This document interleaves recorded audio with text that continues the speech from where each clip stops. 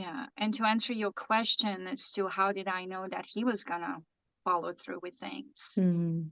I've I've asked him questions in those 3 days that we were together that revealed to me who he was Mhm.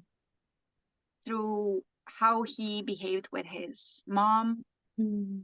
what kind of relationship he had with his dad, his friends. So I could really get a picture of who he was because I really didn't know him and he didn't know me. Thank you, Illa, for being here with me today. I've been so excited to chat with you in the last months. I've been really excited about this conversation. So welcome. Thank you so much for the invitation. And I'm so excited to be here. I know it was I think quite a few months in the making, right? Yes. And Yeah. I thought about it today before we actually came on here, and I was like, it was meant to, I wasn't ready to maybe hear your story yet. Like this is the time, like today is the day where like I need to hear it, or like this needs to happen today. So yeah. Yeah. Well, they say it's all about the timing, right? Mm-hmm. Sometimes you hear something and it doesn't necessarily settle until you get into that sense of energy and that vibe, like, okay, I'm ready. Like, I need to Mm-hmm. hear so that I can actually hear it, right? Yes. So, Yeah. Awesome. Well, I'm ready, and I'm sure our or my audience is as well. So, yeah, I'd like to just start off with asking you the work you do today. How did you come to be and to work in this field? so it was really something that kind of fell into my lap. Ever since I was in my early 20s, I was that friend that everybody would come to for advice and guidance. And so for me, coaching was really something that fueled my soul as I was trying to find myself. I was in a career for almost 20 years. Mm-hmm. And it began really as sort of a life balance coaching Mm-hmm. because I think the reason why I kind of fell into it was because I struggled with it being a mom, having a career. I also was in grad school at that time. And it was just that juggle, trying to balance it all was really hard for me to manage. And then as I kind of found ways, I started sharing those ways. And for a first year, I didn't have any paying clients. I didn't really think, like, I saw it more as a hobby than business, to be honest with Mm-hmm. you. Somewhere along the way, actually a couple of years ago, I decided that I'm going to kind of shift or pivot into the relationship realm, and specifically women over 30 who have lost faith in love. Mm-hmm. And have having been somewhere like that in that type of space where you have given so much of yourself to someone to be, abandoned or abused or left, and to become a shell of the woman you were when you entered that relationship, I could see how hard the aftermath was. And so when you get out of a relationship like that, there's so many things that you have to unlearn before you are ready to step out into the world, right? And Mm-hmm. let someone else in. And when you do that, there's a sense of fear of uncertainty, fear of being hurt. And so where I come in here is basically guiding them through the steps that I took myself to Mm-hmm. really first heal my heart, to get to a place where I trust myself and therefore I can trust the world, to really getting back out there and opening up to love. Mm-hmm. Because when I met my husband, I was 26. But prior to that, I was in a chain of very abusive relationships that absolutely left me shattered. And so doing that work on a daily basis just gives me so much joy. I cannot explain. I just cannot explain the feeling that and that inner bliss that I get from hearing that, right? And then they Mm-hmm. move on and they have families and they have kids. And so I feel that me working with my clients doesn't necessarily just touch them, it Mm-hmm. touches everybody around them, right? It sets the next generations of kids for a healthy journey because Yes. the way I look at it now is not just her perspective, but it's this overall holistic view of a healthy family, healthy household. And indirectly, I'm impacting the statistics on domestic violence and, emotional abuse and childhood traumas. And, you know, in a way, you are reducing it by educating, by sharing your story. Back then, like 5 years ago, I didn't really think that my story mattered so much. And I didn't really believe that anything that I have to share was so important. But as I got to work with these individuals and have seen the changes and transformation they have had over the years, I've noticed how important your story truly is Mm-hmm. and how essential it is to share. Segue to your story. And you know what you just mentioned is like women that have healed, that meet their partners, that create families that are healing, not just that have healed not just themselves, but the next generation, like their children. And that just this generational thing just, triggered in me your story. So I would like to, speaking of generations, and if you look at, yourself and your family, maybe, yeah, if you can just kind of share your story of like how you met your husband, and then yeah, bring in that, the generational aspect of that, where you came from. Absolutely. So I am originally from a little country called Yugoslavia, former Yugoslavia. And my country was struck by war between 90 and 95. And so I was about 9 or 10 years old when it all began. And I recall the soldiers and the troops and the barricades and, having to be in a shelter and losing my home and being relocated to another city to be with my grandma. That's actually where I met my husband. So he was in the city and we used to play as kids. So during the war, we used to do things, the kids typically do outside, hang out, ride bikes and such. But I didn't know that he had a crush on me at that time. We were kids, come on, 9, 10 years old, right? And so as the war progressed, we all had to deal with the ramifications of the shelling and the bombing and the trauma. And at that time, it was so surreal because as a kid, you really don't know what to expect because, first and foremost, you've never been in a war zone. And second, I was actually there without my mom and dad. They returned to my city to help my aunt, and then they got actually blocked in. So they couldn't get out. We couldn't get in. So we Oof. didn't see each other for a year and a half. So it was me and my brother.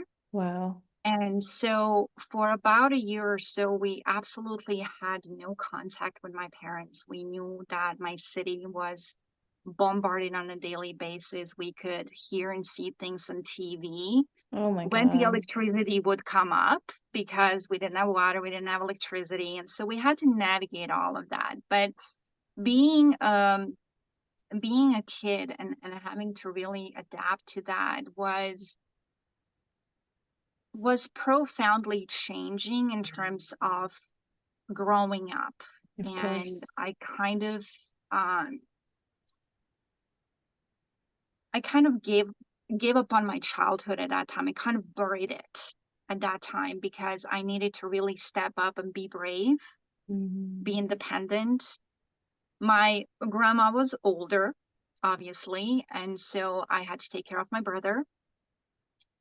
And navigating this uncertainty, because any day, if you walk out in the street, you could be shot. There was a sniper actually not that far from us, so we couldn't even go to the store without being shot at.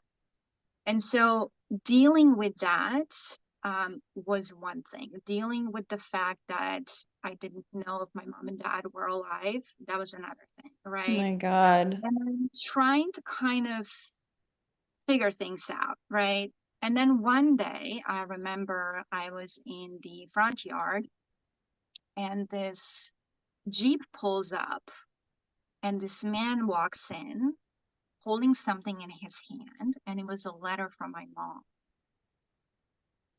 I knew that she was alive, so that was like the first sign that she was alive. And I sat down on the stairs inside the house. I remember the door was open, the breeze was coming in. And I remember reading that letter. And I think I read it a couple times because I couldn't believe it was her, but I knew her handwriting. And I sat there, and in that letter, she basically told me that this man was here to take me and my brother out of the country because my aunt was in Croatia waiting for us. And right then and there, I had to decide whether or not we're going to go with this stranger who just showed up at my door with this letter and go into the unknown. That would mean that we would have to go through the enemy lines, that we would, that we could be shot at. Like, I had no idea. I was actually 11 at that time. But I sat on that stair trying to figure out, what do I do? Do I stay? Do I go? Like, I was really perplexed in terms of, what is my grandma going to say? She's going to have a heart attack if I say we're leaving with this stranger. But ultimately, the decision was made within about half an hour, and we were packed up and we were in that car. And I remember saying goodbye to everybody. I get so emotional.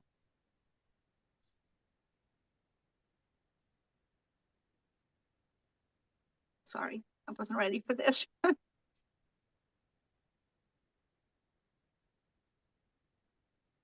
And we kind of went on. And the journey was, wow, I think like 4 or 5 hours through through the mountains, the valleys.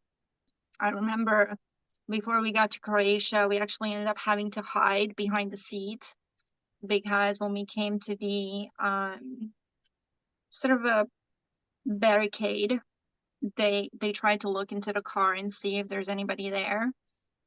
And I was just afraid because, you hear all these stories about concentration camps and, sorry. Take your time.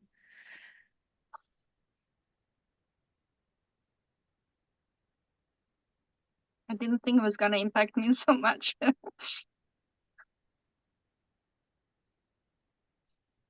Anyways, we arrived in Croatia in Split. My aunt was there, and it was so surreal. I wish I had a picture to show you, but I didn't know where I was. Like, I knew I was here, but it was so surreal.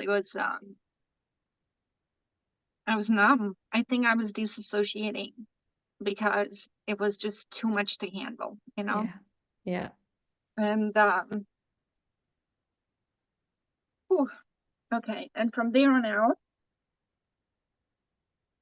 we basically left Croatia. We went to Cologne. Germany was beautiful, but not knowing the language, having just come from a war zone, it was quite an adjustment. It was quite an adjustment. And, having to learn the language, having to find new friends, being a refugee, that was that was a transition. That was one of the transitions in my life, and I've had quite a few, but that was definitely one that was so profound for me, and that kind of put so many things in perspective and really shaped me into who I am today. Mm-hmm. And so I was there for about 5 years. I finished high school. And then when I was 18, the war was over. I returned home. And that's when me and my husband actually went out on our first date.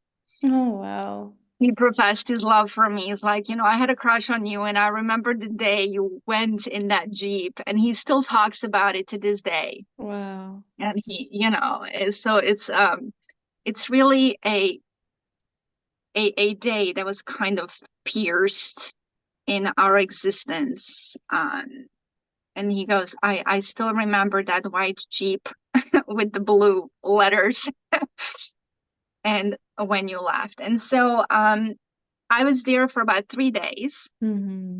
and we were not going to stay. We were actually going to move to the US. So it Mm-hmm. was basically hello and goodbye at the same time. So we dated for about 3 days.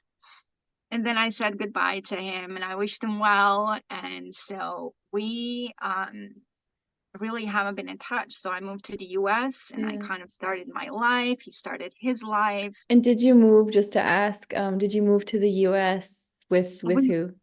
we moved to the US. So it was my mom, my dad, because we reunited. So everybody was And was that healthy when you were and 18 that alive. you And that was reunited? exactly. Okay. So we reunited and we decided, okay, because we lost our home. Yeah. Can I just ask you, Yes. Illa, what was that like seeing your parents again for the first time? Oh my gosh. Well, first it was my mom because my mom came before my dad. And I remember at the bus station, I hugged her and I couldn't let her go. Mm-hmm. That was amazing. And then my dad, of course, he came afterwards and it was just as surreal. Oh my God. And but trying to pick up the pieces, That's kind of 10 putting the years, life right? together. Oh my God. Yeah. I mean, five. Okay, 5 years. Yeah. 5 years, yes, in the Mm-hmm. making. And that's when we decided to come to the US and Mm-hmm. kind of start over because we figured if we're starting from scratch, at least we'll have an opportunity, and Mm-hmm. everybody talks about the American dream. And we're like, okay, let's have our American dream. And so we came to the US in 98. However, my mom and dad actually ended up divorcing in 2002. Mm-hmm. Unfortunately, they couldn't make it. And I was older at that time. I was working. I could see the dynamic between the two of them, and it could have been also what they have gone through as well, sort of the aftermath, Yeah. um, because they really didn't have the harmony that you would want. Mm-hmm. And so I grew up in a very dysfunctional place. Mm-hmm. And so my my mom tried her best. She was a good mom. She tried it, but unfortunately, it was very toxic. It was very toxic. And so that whole dynamic just rubbed me the wrong way. Mm-hmm. Because when you become an adult, things are different, right? Now you are working, you are fending for yourself, you're trying to build your life away from your parents. Mm-hmm. But the way we grew up, it is very much family unit. Like Mm-hmm. nobody moves away unless they're married. It's Mm-hmm. sort of that approach. And for me, that just didn't sit well with me. Mm-hmm. I felt like I needed to be on my own. Mm-hmm. And so when I was 24, I moved out and kind of began my life. It just felt like we all went in different directions, Mm-hmm. but that's what life is, I guess. And then most of those transitions from when I was 18 up until the 24, I had relationships that were extremely dysfunctional and toxic, and had my heart broken so many times. Mm. Uh, it really kind of set the stage for a disaster when it comes to my love life. Yeah. Well, and like a continuation of the war zone. I mean, I think a lot of that really, for me, I stayed in these relationships because I was looking for safety. Yeah. I was Yeah. looking for stability. I was looking for safety. And I think Hmm. looking back now, I can actually see it as something that was really of a value to me at that time. Hmm. Someone who I can feel at home with. Like I was always looking for a home in others instead of really turning inward and creating that home for myself. Yeah. And it wasn't until I did that that I was able to really open up. So when Hmm. I was 26, I went back home Okay. and I got together with my husband again. Well, obviously, he was not my husband at that time, So this was but your second date? that is my second set of dates. Yes. Mhm. So altogether, it was 6 dates. And then I was supposed to, go back to the US. And then we decided that I was going to come next year and we're going to hang out again and see. Like, we wanted to have a relationship. It was going to be a long distance, but there was no talk about marriage or anything like that when we saw each other because, I'm in the US, he's over there. Mhm. And so I was sitting at the airport waiting for my flight to leave. And we get a notification that my flight was canceled. So I text him and I'm like, look, my flight is canceled. It has been booked for tomorrow. Let's hang out tonight. So that last night was really the deciding night. That's the night that he proposed to me. Oh. And he basically said, it's kind of funny, cliche maybe. He said, I let you go once. I'm not going to let you go again. Mm. And having done the work that I've done prior to that, having healed my heart, I said yes right on the spot. Mm. I had no idea how we're gonna, do it. Him over there, me in the US, but I trusted that we're gonna figure it out. Mhm. And so we did. We figured it out. And so there was no ring or anything like that. So it was not like a proposal down on his knee. No, nothing. We're sitting next to each other. He was holding my hand, and that's basically what he said. Mm. And so the next day, of course, I returned to the US and we started figuring things out. I had to retain an attorney to, start the whole process. I did not know what we were going to do. So we did the whole 90-day fiance Mhm. situation. And so I applied for his visa, and he was here within 10 months from that day. Wow. He had to say goodbye to all his friends, his family. He had to shut down two of his businesses. I mean, he did a lot to be able for us to be together Mhm. because I really didn't see myself moving back there. And I didn't, I didn't know how it would work if he did not do what Yeah. he did. So, Yeah. yeah, Wow. that's a lot, right? That's a lot. Yeah. And I'm just like, that could be a movie. I mean, wow, like what a story. And Isla, thank you so much for sharing that. It's so moving and oh my God, thank you. Thank you That's yeah. for the space. Thank you. Yeah, I haven't really talked about that to anyone really. I think there was maybe one person that I've shared this with. So, Wow. um, thank you. Thank you so much. Like what an honor. Thank you. Yeah. So I want to ask you, with your husband, like you mentioned you did all this healing work and so when he asked you, I want to marry you or will you marry me? And you were just yes. What was it about? What was maybe the main thing that was different in you? And what was it about him that was different from all the people of your past? What a great question.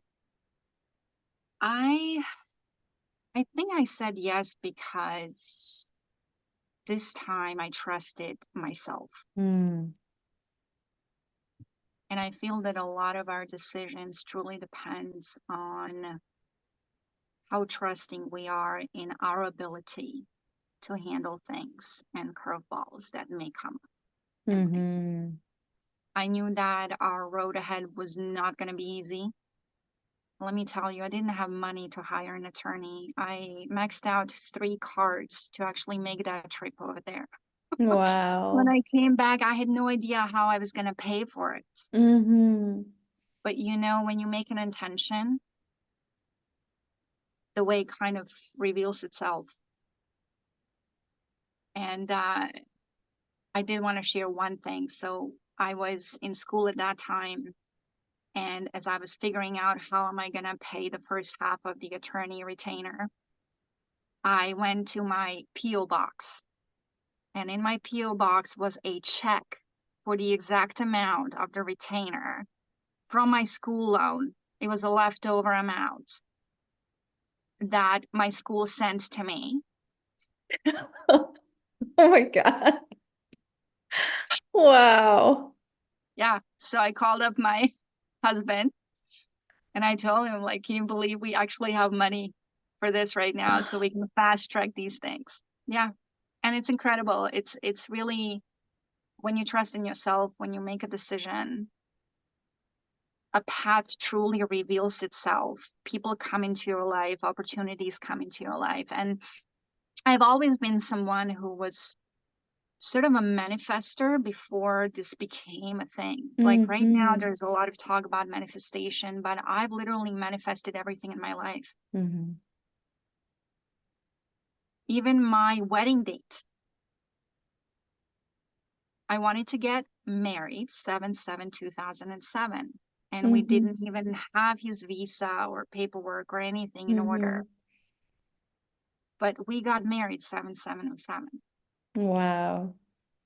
So he came into the country 2 weeks prior to that. He does not remember his vows at all. He was just repeating what was being said. And so, it's when you're intentional in your life, Yeah. everything truly starts to fall into place. Mm-hmm. But above else, you need to be able to trust yourself that you're going to be okay regardless. Yes. Yeah. Yeah. And to answer your question as to how did I know that he was going to follow through with things, Mm-hmm. I've I've asked him questions in those 3 days that we were together that revealed to me who he was Mm-hmm. through how he behaved with his mom, Mm-hmm. what kind of relationship he had with his dad, his friends. So I could really get a picture of who he was because I really didn't know him and he didn't know me. Mm-hmm. So just as I trusted him, he also trusted me. Mm-hmm. And so, and then over the course, of course, while we did the whole visa situation, we got to email and talk every single Mm-hmm. day. So I got to ask questions. Mm-hmm. And just the other day, actually, I cleaned out my space upstairs and I found our old emails because we needed to show proof that we are in Mm-hmm. communication, to make it a legit and not a scam. And I kept kind of reading through it all, and it was such a cute reminder to, oh my gosh, I recall now asking him that and his answers and all of that. And Mm-hmm. it's truly trusting each other, trusting in the Yeah. ability that you're going to be okay. And I Yeah. didn't know when he came here whether or not he's going to acclimate, Yeah.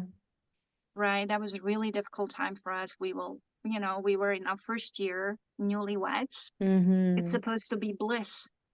But we lived on $45 a month after all the bills were paid. We really struggled because Wow. we didn't get any government assistance. You don't get any government assistance.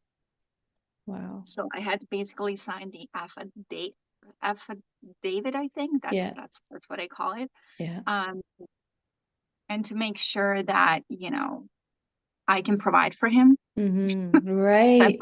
but we struggled. We struggled. Uh-huh. And so he couldn't work for about 10 months because nobody would want to hire him. He Mm. had no experience because everybody wants experience. But how would you acquire experience if you just got into the country Of and course. nobody wants to hire you? So it was Yeah. really, really hard. And it was hard on him too. He was in a very depressive, dark space. And I I was busy.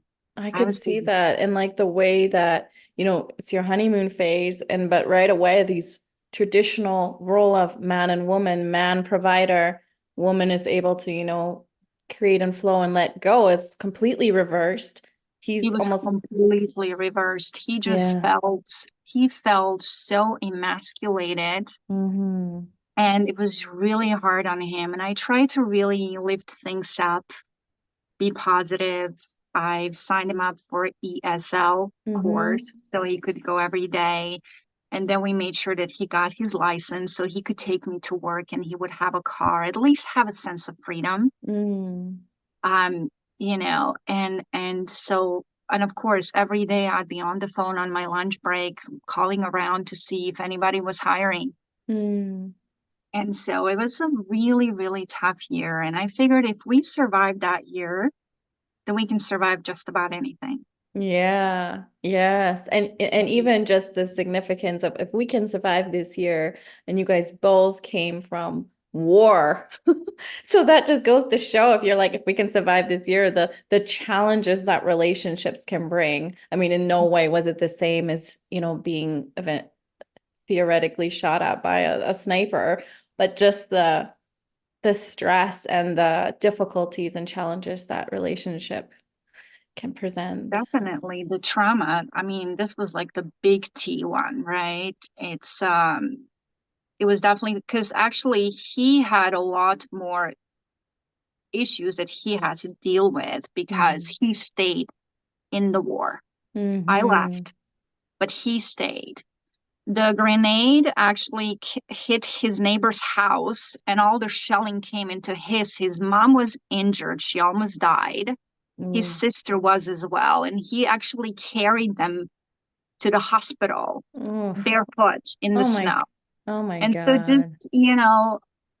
he's gone through so much, Mm. so much. And what I try to do is to really become a safe space for him. Yeah. He's very much programmed to be strong, to not show emotion. Mm-hmm. And over the last 18 years that we have been together, I have kind of broken that shell a little bit and I've allowed him a space to be emotional.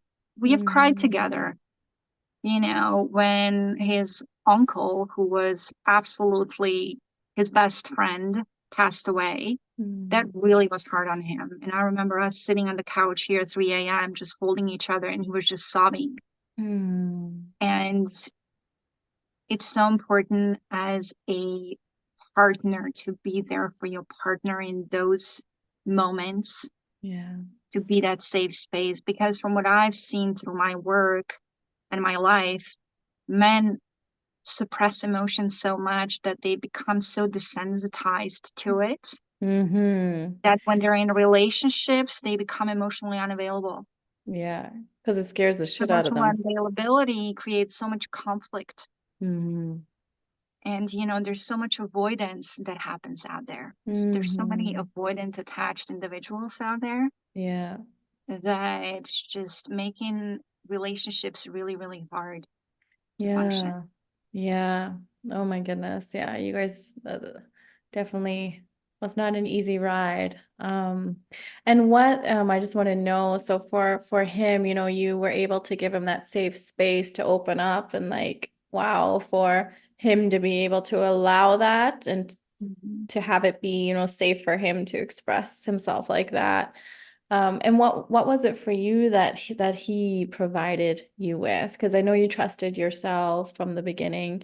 But how did you feel around him? Like, what was that piece that he was able to give you? What he gave me was peace of mind. Mm.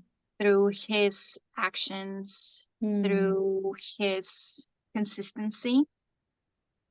So I feel for us to really feel safe, we need to know that we can count on someone.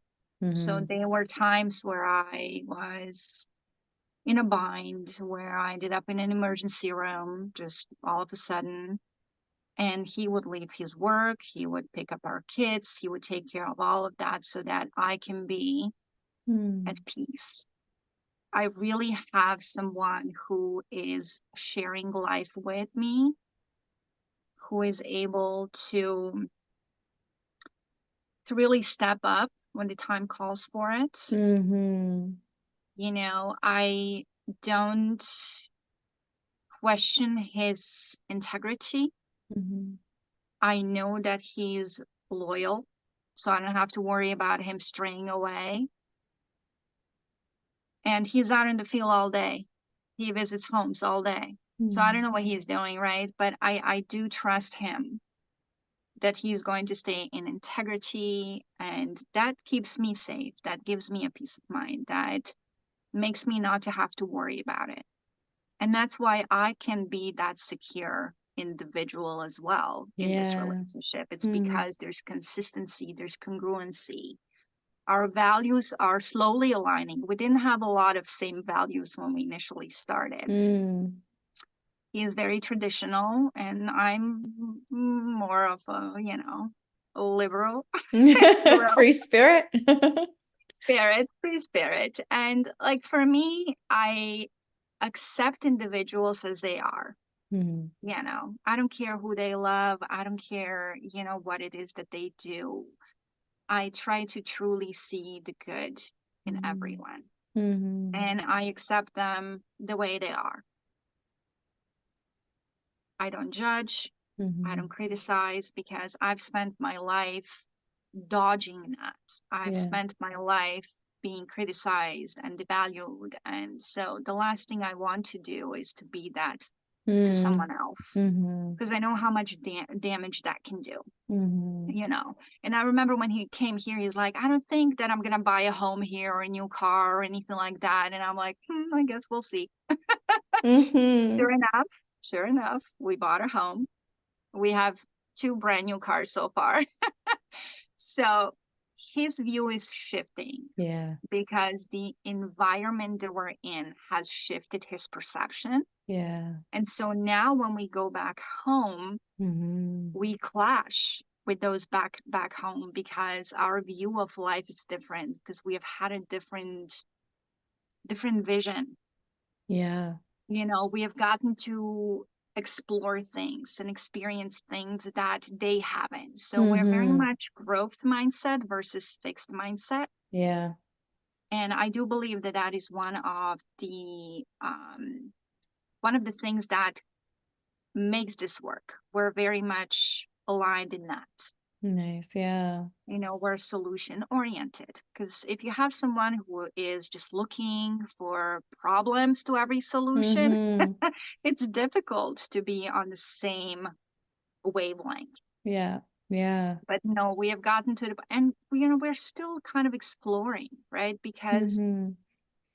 we go through phases in life. We change as individuals. We Yeah. shift. This evolution happens every 5 years, it seems. How long have you guys been married now? We've been married for 17 years and Okay. together 18. Oh, Yeah. wow. And would you say out of that, in that time frame, like how it just kind of off the top of your head, how many big shifts where it's kind of like finding yourself in a new relationship almost have happened so far? So far, I would say three. Okay. Yeah, I would say three because Mm-hmm. initially it was when we had our son, Mm-hmm. and then when we had our daughter, Mm-hmm. and then when I went through a career transition 5 years ago. Uh-huh. And Okay. so there's always a season, I guess, but for me it's really like a phase. For me it was a chunk of time where it's like you think you're someone, but then you wake up one day and you're like, no, that's not me anymore. So I've Yeah. definitely changed. And so he had to get to know me again. Yes. And that transition has caused a little bit of like a nervous system dysregulation in him, because Mm-hmm. as I was changing and growing, because I value growth, I value Mm-hmm. learning, and I value applying that knowledge Mm-hmm.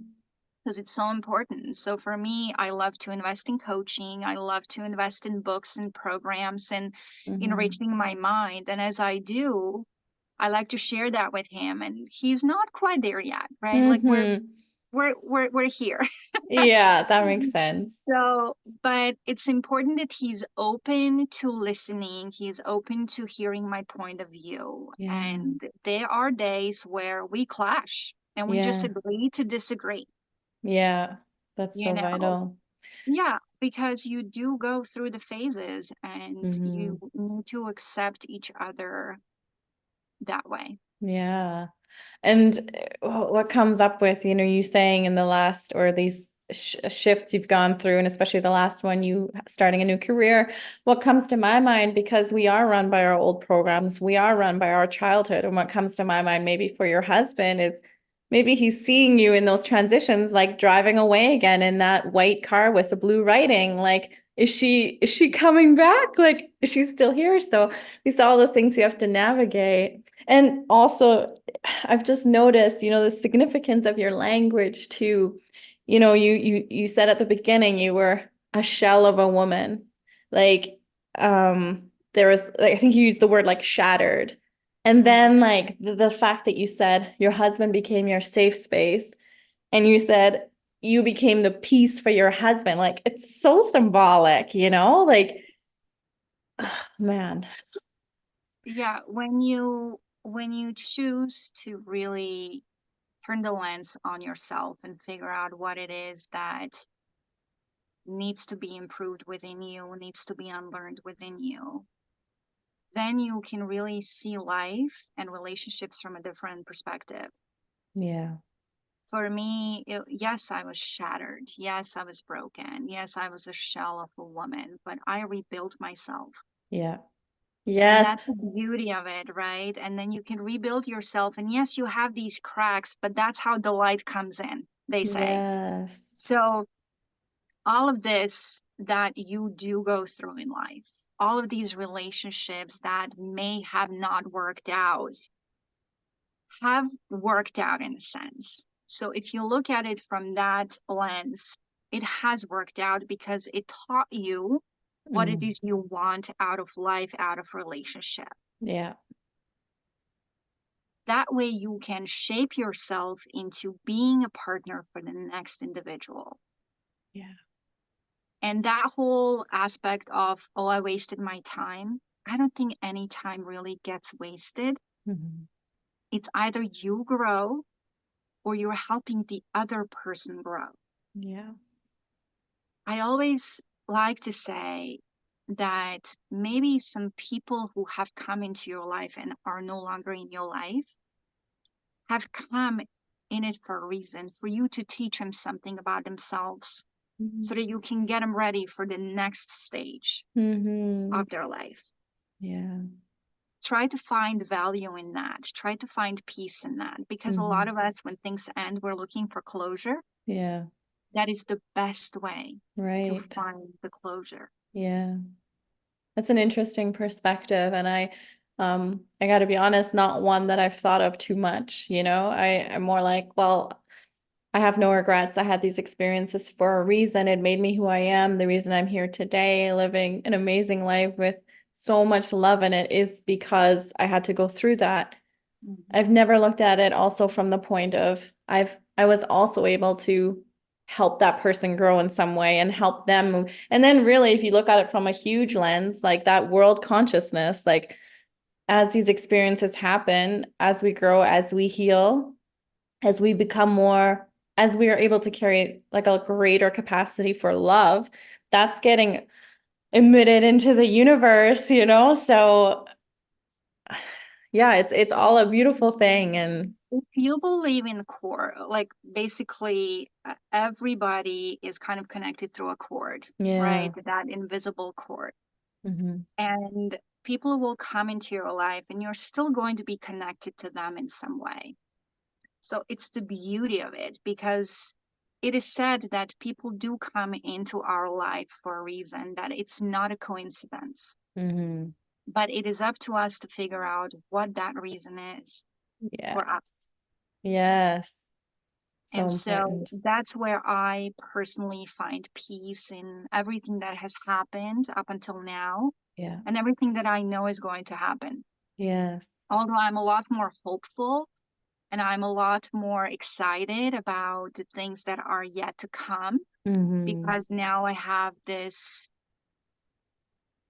new vision for my life. I am more aware of these things because you kind of elevate, right? You kind of become that 3D persona or the 5D persona as you grow Yeah. in your conscious understanding of Mm-hmm. life and Mm-hmm. relationships. Because a lot of times we hold on to the pain so much Mm-hmm.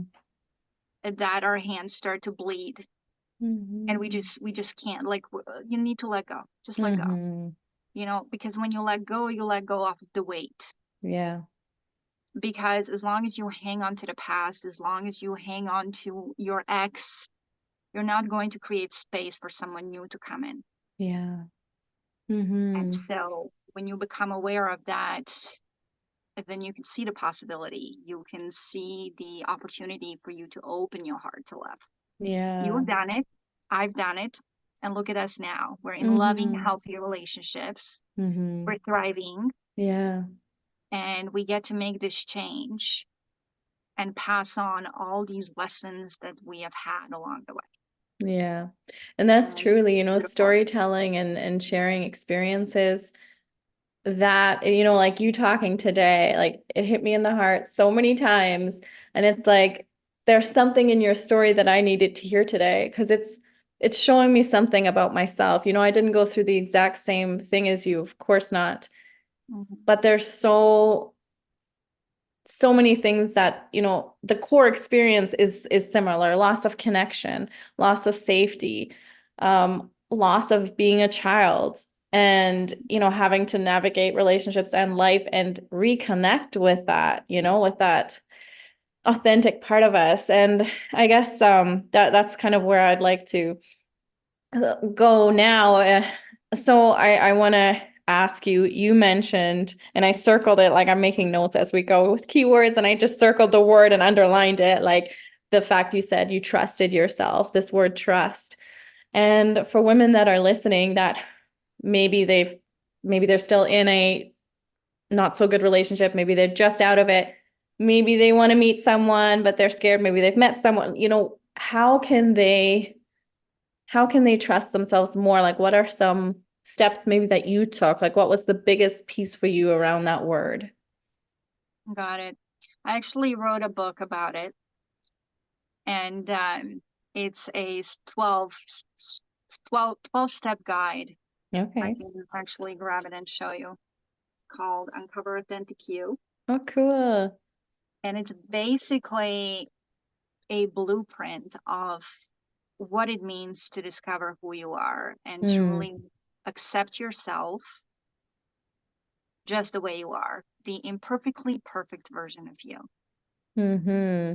So, usually, if you have been in a relationship that was toxic, abusive, or just not congruent with what it is that you wanted, Mm-hmm. and that can leave you questioning whether or not you're ever going to find love. And the first thing is really to start changing that mindset. Mm-hmm. Just because you have gone through something like that doesn't mean it needs to repeat itself, Mm-hmm. right? Because we're all programmed to think that just because it happened in the past, it's going to happen again. Mm-hmm. And so we are kept in that space, in that mind space of what if, right? What if it Yeah. doesn't work out? But what if it does work out? Mm-hmm. What if you can find someone that's going to cherish you and love you and be there for you and make you feel safe and protected? Yeah. And that's sometimes the scary part. Like, what if, like, oh my God, like, Um, that's the I, scary part. Exactly. I love to do reframing. So we do a Mm, lot of reframing when I work with someone. mm, And it really goes to show that neuroplasticity aspect of things when you repetitively and intentionally reframe the things. So instead of thinking of the negative, mm, you actually mentioned to yourself the opposite. So mm, what if it doesn't work out? What if it does work out? mm, Yes, I've been heartbroken, but I can always open my heart to love again, mm, right? Is that repetitive and intentional aspect of rewiring your mind to see the positive. It's so powerful. And even for me nowadays, the power of like repetitive language, whether you write it or for me, it's the most powerful speaking it out loud. And at this point, I've created, it's like a morning routine where I look in the mirror and I say the same, I don't know, like probably 20 or 30 statements. And I I like love say that. it to myself every morning and like drill it into my head, but it's so powerful. I do the same thing. So anybody who is starting right now, Mm-hmm. take a post-it, write it down, put it on your bathroom mirror or sink when you wash your face, as you apply your skincare, whatever it is that you do in the morning, brush your Mm-hmm. teeth, Yeah. look at it, read it, say it out loud. Speaking out loud truly helps. Yeah. And initially, it's going to feel really uncomfortable because I'm sure you can attest to that. It's like, what Yeah. am I saying? Like, am I crazy? You might be Yeah. turning around to see if anybody's hearing you. Yeah. Or Something actually whispering so no one convincing. hears outside, like, I am beautiful. Yeah. I mean, write it down. Mm-hmm. Start with five. Start with five things and add on to it. Yeah. I am beautiful. I am smart. I am capable. I am lovable. I am enough. Mm-hmm. Start with those Mm-hmm. and read it every morning. And what I also found to be helpful is if you smile at yourself, Mm-hmm. because it really connects those words to the Yeah. smile. So your neurons start to Yeah. dance around, right? Because Uh-huh. from a neurological standpoint, and I love neuroscience, I'm such a neuroscience nerd, I have to tell you that. You're schemers. You're creating new neural connections as you start to do things differently. Yeah. Because most of us were set in our ways. We're on the autopilot. Mm-hmm. Every morning you get up, you do the same exact routine, Mm-hmm. right? You brush your teeth, you get your or you get your coffee, you brush your teeth, you get in the car, you go to work or whatever it is that you do, you drop off the kids. Mm-hmm. Nothing new happens to you. Yeah. So you got to be intentionally doing that. Start with that. Put the Yeah. post-it on your bathroom mirror Yeah. and read it every morning. Every It's morning. not going Yeah. to take you more than a minute. So 60 seconds, devote those 60 seconds to yourself in the morning, Yeah. read them. Yes. Do the same thing in your, I don't know, your office space, your bedroom, like Yeah. anywhere where you can see it in the house, just Yeah. to remind you in the beginning. Mm-hmm. Because it truly helps. It helps you rewire. And the more you do that, the more schemers. There's actually a video that showed microscopically how the schemers are connecting. So you're creating new neural connections over the old ones, Yeah. and slowly the old ones are gonna just fall off. Starting to rewire, it's gonna take time. So you have to be really patient with yourself. Yes. But this is an investment in you. It's an investment in your future, and it has to become a lifestyle. It's not something you do Yeah. for a week and then you kind of fall off because it's not going to Mm-hmm. work. If you want different results, you got to start doing things differently and you got Yeah. to kind of explore these modalities. What works for you, what doesn't work for you, because it Yeah. doesn't necessarily mean that because it worked for us, that's going to work for you. Mm-hmm. Start investing in yourself. Start, Mm-hmm. you know, have a coach. I have a coach, I have a business coach, and I also have a life coach. Mm-hmm. And so for me, it's really important to have a community and have a place where I can come and also uh, figure out what my blind spots might be, because a lot of us, we have them. Yeah. We have them, and it's easier for someone else to see it. And I'm sure you can see it as well when you Yeah. coach. where someone is so set in their ways, and then you say something for them and they're like, oh my God, I didn't see it that way. And then also noticing what I found for myself as you're repeating these statements and getting into these new habits, noticing in your day, like what shows up, because it's pretty magical, the synchronicities and the little things that will start to happen as like, Yeah. I say maybe my day is going to be filled with joy and love and I'm super excited and creative today. Well, all of a sudden I'll get like these ideas or my workflow it'll just be so easy, or I'll get a text from a friend that I haven't heard of. Like these little, or a bird will like land on the, there's been some crazy shit that's happened, like these little synchronicities that start to reflect these statements. Yeah, definitely. To your point, it's these synchronicities, it's these little signs that you have not noticed, Yeah. Mm-hmm. because now you're changing your focus. They say, your energy flows where your focus goes, or something like that, Mm-hmm. along the lines. But the thing is that when you are, again, intentional, it's all about being intentional and figuring things out as you go, and you're going to see these pieces of proof Yeah. that things are shifting for you. Like the fact that you and I are talking right now, this is a huge milestone for me. Wow. I actually have tried to hide. I've been always in the background. I have not really put my face forward.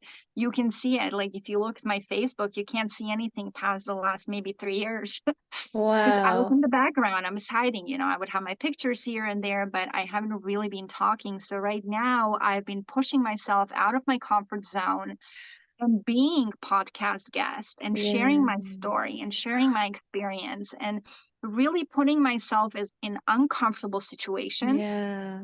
And that's how you build resilience and how you Yes. build the trust, Yes. And I right? just saw Because little Illa under that back seat, hiding under the back I, seat, there you and now go. she's like, okay, it's safe to come out. It's safe to Like, come out. Yes, yeah. absolutely. And it's amazing,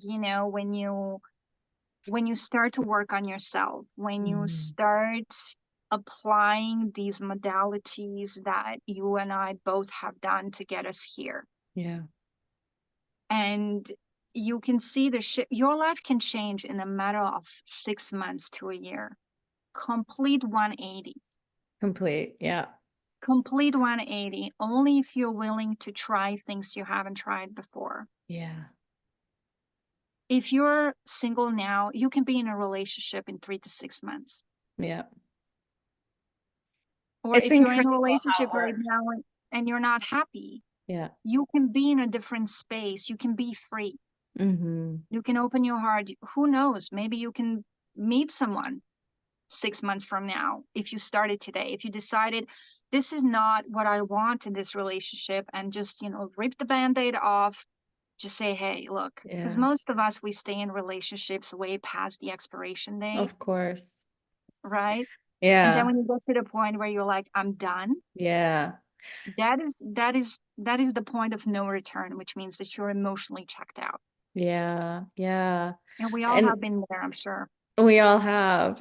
Yeah. And when you make that, when you decide to, this is what I want, this is who I want to be, and like you implement some of these simple practices, like don't be surprised if things happen immediately. That's how it was for me. Like it was absolutely insane. I didn't even ask. I said, this is what's going to happen. This is how I'm going to be. This is how I'm going to live my life. This is going to come into my life. This is how Mhm. my relationship is going to look, feel. And it like, it was instantaneous. Like Exactly. this stuff is insane. Once we like, and then again, like trust and like trusting yourself, but also then trusting, giving that trust onto something The divine. greater Exactly. and surrendering to that, waving the white Absolutely. flag. Again, going It's back like, to that I'm ready. symbolism. Whatever you open and ready to receive, whatever it is, you're standing my way. Yeah, yes. Oh, that's amazing. Oh, that's so good. I want to ask where are you and your husband at today? What's your life look like? Well, we have two beautiful kids that keep us on our toes. We have a Hmm. 13-year-old and a 9-year-old going on 29. Wow. And and me and my husband, I mean, we are stronger than ever. It seems every month there is a new discovery that we make about each other. And just the other night, actually, we were up till about 1 o'clock in the morning talking about a podcast that I was on because he wanted to know. He's like, okay, tell me more about this because we talked about pain and all of that. So Mm, he's definitely coming out of his shell. He's wanting to understand more, and I'm trying to see things in his light, in his way, yeah. more now than ever. And so he's happy where he's at in his job and his career. Awesome. I'm definitely aspiring to be a lot more than I am right now, but even where I'm at is enough.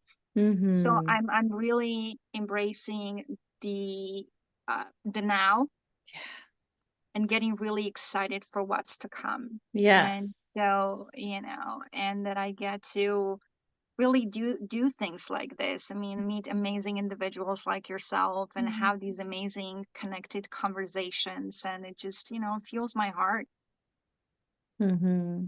So Yeah, that's so awesome. And it's almost like it's a never-ending practice, the trusting and the one theme that's been coming up for me and a lot of women in my life, especially in the last week, like it's mhm. so funny how we're all kind of connected. So one thing is this impatience, like I want it now. And it's again like, and I've been saying, it's so funny this last week, I'm always talking about, we got to wave that white flag, we got to surrender and like trust and just, it's okay. Like, right. Being in the present moment and just enjoying the ride. It's been so Exactly. significant. So Exactly. it sounds like that's It really is. I mean, we are all kind of programmed to go, go, go. mm-hmm. But have you noticed that every time you get to the place where you want to get, there's another goalpost you want to achieve? Mm-hmm. So that satisfaction is never really there. It's just, I guess, the thrill of the chase. Yeah. So it's important to stop for a minute and just kind of be in the now and to Mm-hmm. enjoy the now because where you're at right now is someone's dream. If I love, if you can give women just one piece of advice, what would that be? Wow, what a great question. There are many, many things that I would share, but one of the things is that to truly be at peace, you need to know who you are. And what that means is connecting with your soul and not being afraid to show the world the true you. Mm-hmm. The you that happens behind closed doors, the you that your close friends that you trust immensely see you as. Stop masking up, stop pretending, stop accommodating, stop conforming. You are you for a reason, and that is your superpower. Hmm. That's beautiful. Yeah. You know. Good. Okay. How can women best get in touch with you and connect with you? So I'm on Facebook mostly. That's where the party's at. But there's a Linktree link in my page, so they can click on that and they can connect with me. And of Okay. course, through my book. So I'll make sure to link all that in the show notes. So thank you're you. just That's an so sweet. easy I click appreciate away. it, Oh Yvonne. yeah, Thank of you. course. I'll put a link to your book in there as well. That's It's wonderful. a 12-step guide to uncover authentic you. Yeah, so it's called Awesome. Uncover Authentic You. I don't know if you can read it backwards. Mm-hmm. So it's a 12 Yeah, I step see it. guide. It's a step-by-step guide. Yeah. Mm-hmm. It's Awesome. got a little notebook in the back because I like to be practical. Yeah, yeah. So this way you just grab that, grab a pen, and you go to your favorite place and you can Mm-hmm. work through it. Nice. Wonderful. Okay, last question before we wrap up is what song are you currently dancing to? Oh, there's a song by Samantha Leah, which is a very like energy vibe song, and I it just came out. I don't even know the title of it. Okay. I just love it. It's on my page right now. I'm dancing to it. Oh, cool. Oh, that's awesome. I love that. It's Samantha Leah, Leah. Very vibey energy music.